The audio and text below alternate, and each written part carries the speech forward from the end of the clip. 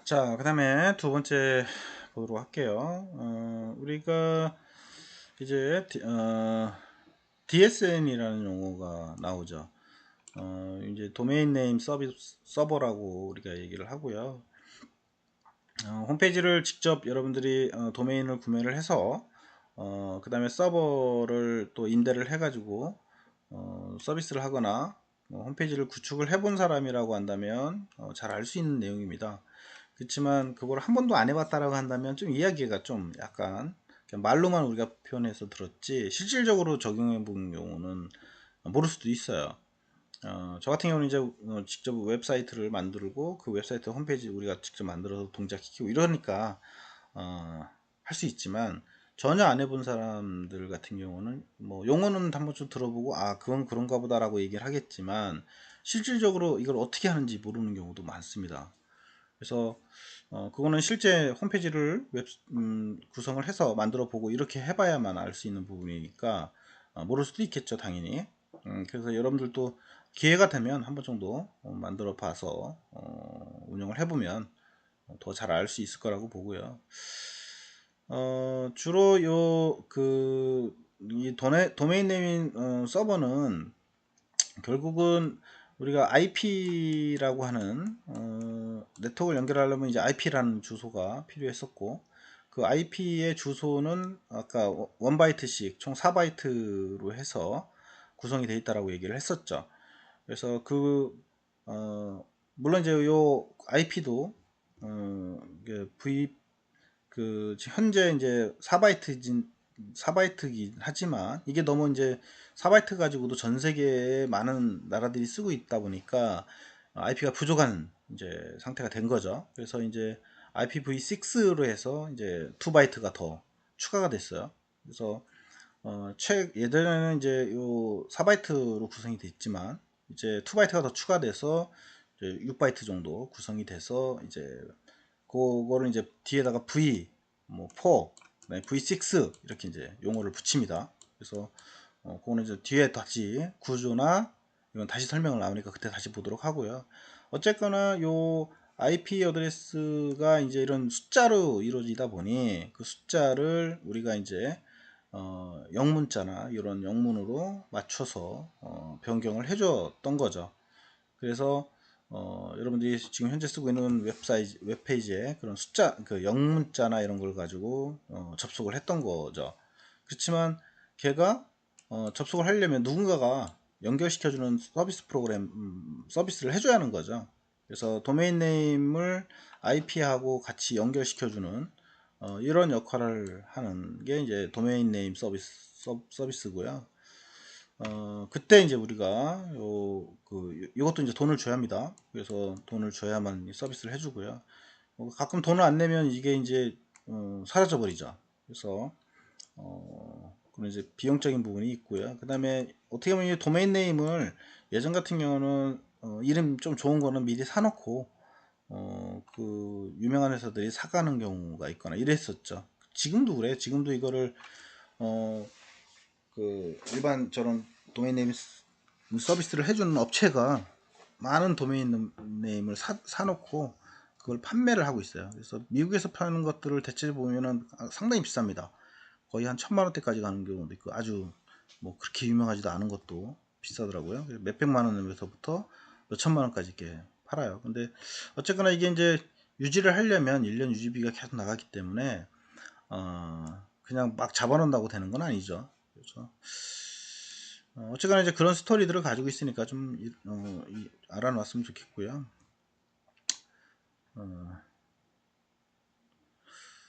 그 다음에 아까 도메인이라는 용어는 이렇다. 이거는 뒤에 서버고요. 그 서비스를 해주는 거고. 자, 그 다음에 뭐 전자메일은 다 알 거고요. 그 다음에 이메일 어드레스 이것도 마찬가지죠. 이메일 어드레스 참고로 보면 되고. 그 다음에 이제 우리가 이더넷이라는 용어를 또 많이 쓰죠. 그래서 주로 랜에서 네트워크를 연결하는 대표적인 방식으로 주로 이제 사용해 왔던 게 이제 이더넷이고요. 그래서 이더넷은 거의 모든 종류의 컴퓨터에 사용될 수 있고 그 다음에 전송 속도도 이제 지정이 돼 있죠. 그래서 이거는 뭐 여러분들이 쭉 읽어보시면 될 것 같고요. 프레임 나머지도 마찬가지입니다. 그 다음에 FTP 이것도 마찬가지고요. FTP도 우리가 서버에 만약에 데이터를 전송을 할 때 서버에다가 이제 데이터를 올려야 하잖아요. 그때 이제 FTP라고 하는 프로토콜을 가지고 쓰게 되고요. 요거를 그 운영을 해서 데이터를 전송하는 그런 프로그램들이 있어요. 특히 우리 R집인가요? R에서 이제 제가 써볼게요. RFTP라고 하는 게 있어요. 예전에는 RFTP였고요. 그러니까 뭐 우리 압축푸는 R집, 그 다음에 R약, 그 다음에 뭐 R캡처, 그 다음에 RC, 뭐 이런 것들이 있죠. 그래서 RPDF. 그래서 원래는 이제 R 프로그램에서 이 서비스를 제공합니다. 그래서 FTP 접속해서 내가 원하는 서버에 데이터 전송하고 받아오는 거를 지금도 서비스를 하고 있고요. 예전에는 RFTP 이렇게 이제 용어로 제공을 했었는데 지금은 이름이 바뀌었어요. 그래서 뭐 R 드라이브 뭐 이런 용어를 쓰기도 하고 하는데요.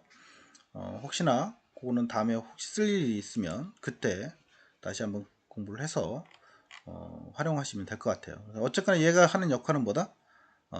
서버에다가 내가 원하는 데이터 파일을 전송을 하거나 다운받거나 할 때 접속하는 거라고 보시면 될 것 같습니다. 접속하는 프로토콜이죠, 프로토콜. 나머지는 쭉 보시면 될 것 같고요.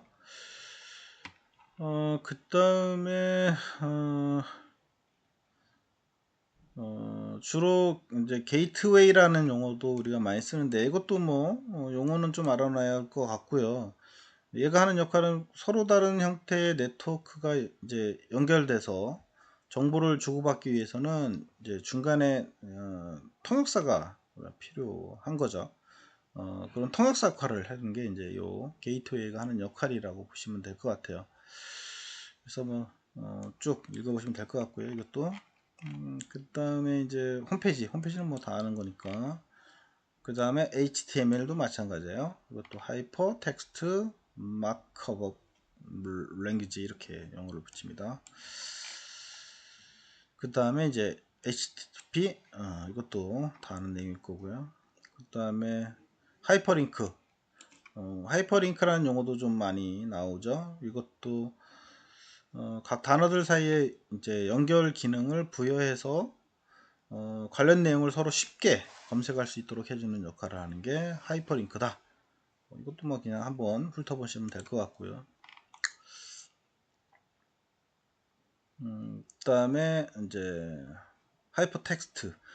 지금 이제 여기서 우리가 이런 용어들을 얘기를 하잖아요. 그러면 요게 앞전에 제가 얘기했던 것처럼 우리 웹서버를 만들어요. 예를 들면 웹서버를 만들면 이 웹서버에서 제공하는 이제 IC를 제가 저번에 설명을 드렸었죠. IP 그 이사 둘둘이었나요? 그 IP 이사 둘둘인가 그 칩을 보면 IP 칩을 보면 그 안에 이런 네트워크에 관련되어 있는 그걸 이제 스택이라고 얘기를 하는데 그 스택들이 다 내장되어 있습니다.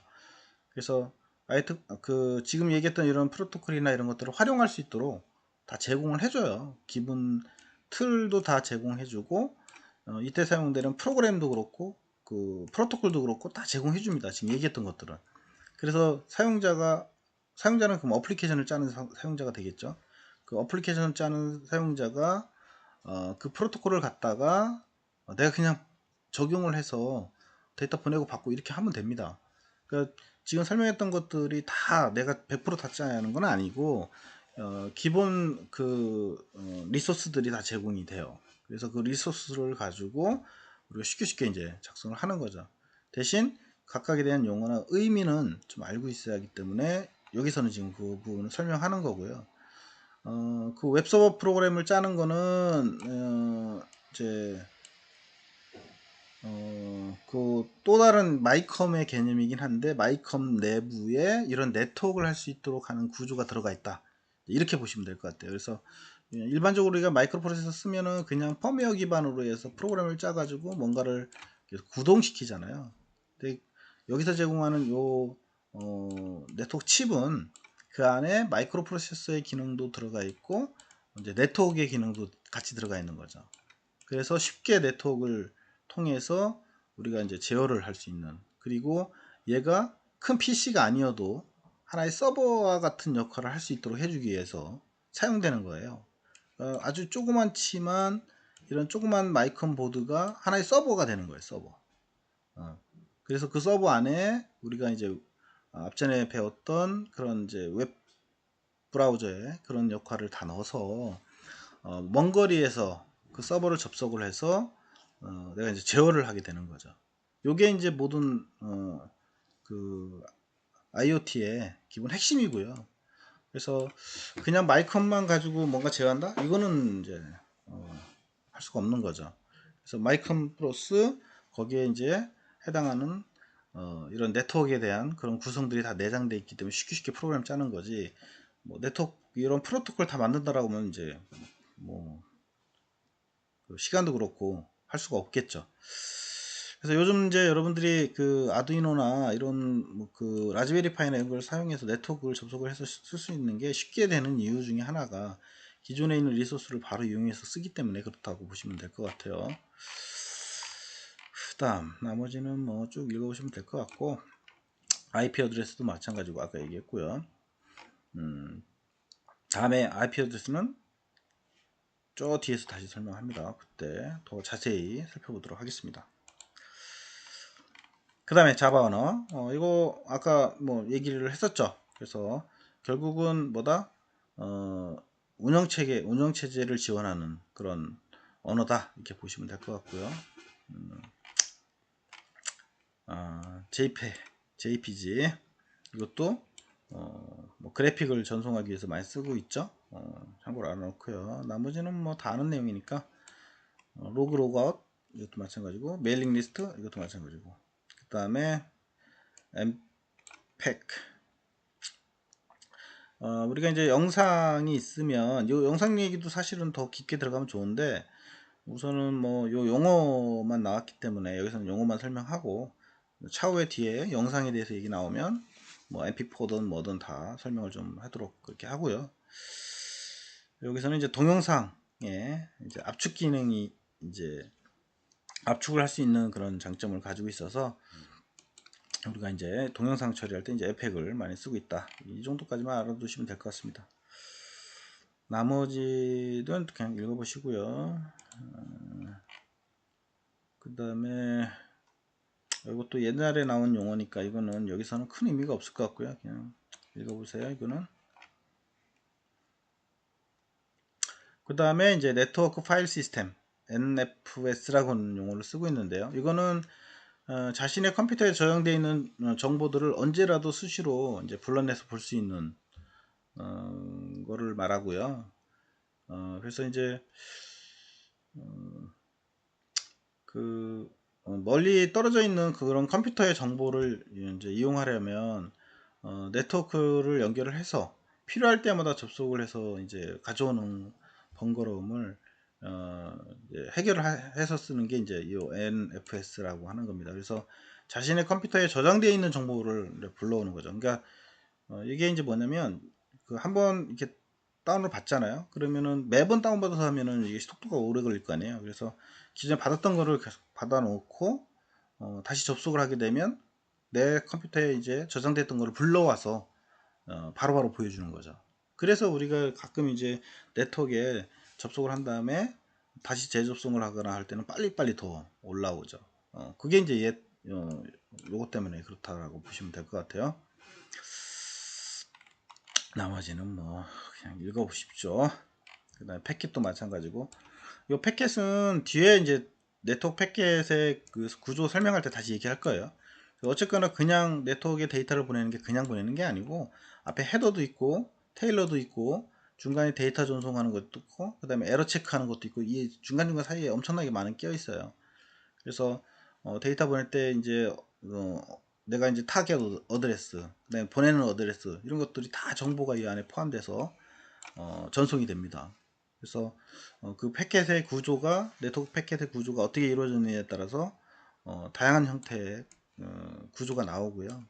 이 패켓은 좀 복잡한 내용이에요. 왜냐면 이 안에 그 각각의 이제 이 요소들이 뭔가를 의미하는지를 알아야만 하는 내용이다 보니까 그냥 단순하게 우리가 얘기할 수 있는 구조는 아닙니다. 그리고 이 구조를 알아야 네트워크 프로그램을 할 수가 있어요.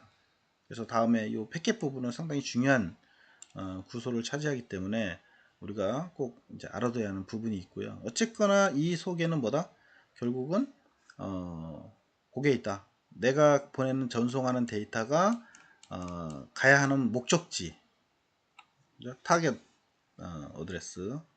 그 다음에 이제 내가 보내는 사람, 내가 보내서 보내는 쪽에 주소, 그 다음에 받는 사람의 주소, 이게 이제 포함이 되고요. 그 다음에 그 안에 데이터 싣고요.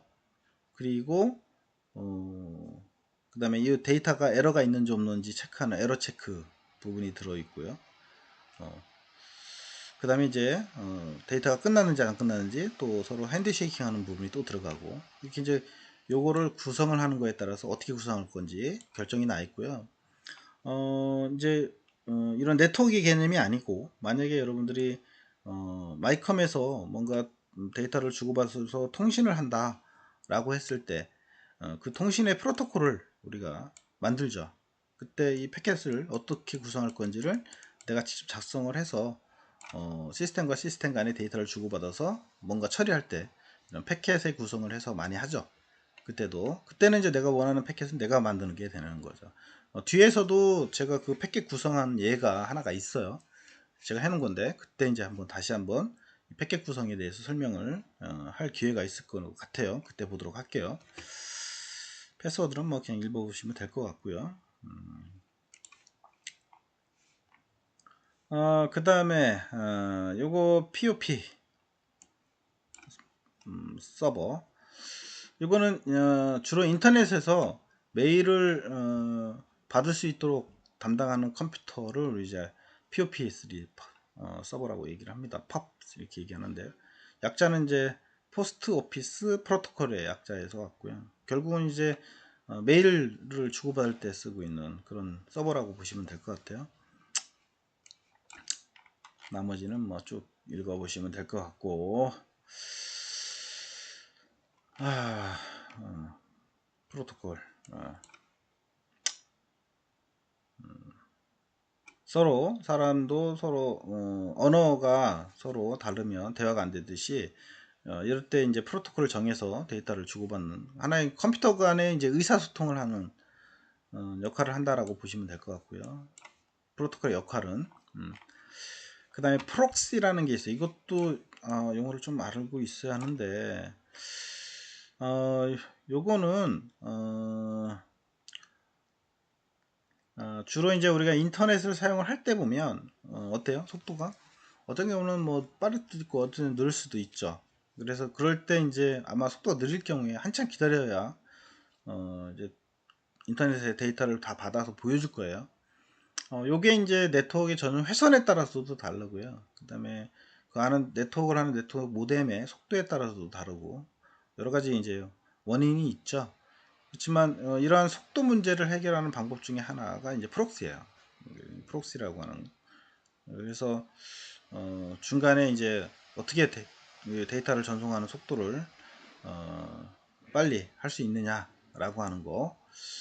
그래서 주로 이제 우리가 데이터를 받을 때 항상 최종 도착지, 그러니까 경로가 있어요. 경로가 이렇게 데이터 전송할 때 보면 그 경로를 우리가 일일이 찾아가면서 하나하나 다 따라가게 되면 속도가 이제 오래 걸리게 되는 거죠.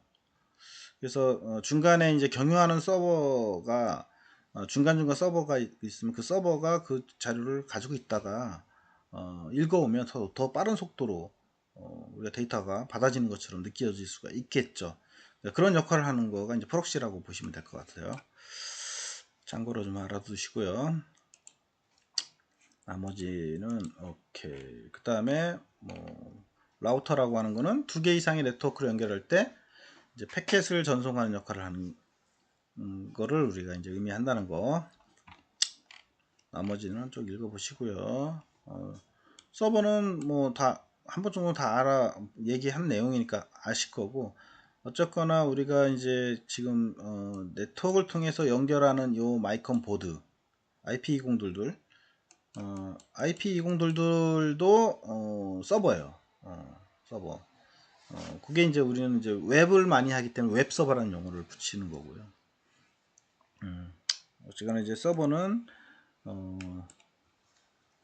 랜이나 네트워크를 통해서 연결된 컴퓨터들 중 정보를 이제 제공하는 역할을 하는 게 이제 시스템의 서버라고 얘기를 하는 거죠. 우리가 웹 서버 구성은 이제 지금 설명하고 있는 그 시스템이 웹 서버 기능이고요. 그 웹 서버를 통해서 우리가 이제 IoT나 이렇게 이런 거를 이제 시스템을 구성을 하게 되는 거죠. 나머지는 뭐 읽어 보시고요. 소켓도 뭐 다 얘기했던 거고요. 이것도 뭐 지금은 뭐 설명하기에 의미가 없을 것 같고 알아놓으면 좋은데, 뒤에도 마찬가지고요. 다 설명했던 내용이고요. 텔넷도 마찬가지고, 토큰링, URL 이것도 뭐 다 얘기했던 내용들이고, 뭐 이건 중요하지는 않는 것 같네요. 나머지는. 그 다음에 월드와이드 웹, 뭐 이것도 한번 쭉 읽어보세요, 여러분들이. 자, 오늘은 여기까지 나가도록 하고요. 다음에 우리가 시험 볼 때 이제 요 용어는 좀 한번 문제를 낼까 해요. 그 중에 뭐 너무 많으니까 다 내지는 않고요. 꼭 알아야 될 용어 정도만 낼까 합니다. 주로 웹 서버에 관련되어 있는, 그 다음에 우리 네트워크의 레이어 계층 구조, 이 정도는 좀 알고 있어야 합니다. 네트워크 프로그램을 작성을 하거나 하려면 이거 상당히 중요하죠. 꼭 알아놔야 합니다. 그래서 그리고 각각의 이제 영역이 하는 역할, 이 정도까지는 좀 알아놨으면 좋겠습니다. 그래야 차후에 여러분들이 네트워크 프로그램 짜게 되면 그때 이해하고 더 쓸 수가 있을 것 같아서, 항상 시험 문제는 제가 요 네트워크의 이제 OSI 계층 구조에 대해서는 한 번 정도 물어보고요. 원래는 이 구조까지도 다 그림을 그리게 합니다. 그래서 여러분들이 꼭 알아놓고요. 요거는 꼭 계층 구조는 꼭 기억을 해 놓을 수 있었으면 좋겠습니다. 자, 오늘은 여기까지 하고요. 다음 시간에 보도록 그렇게 하겠습니다. 자, 수고했습니다.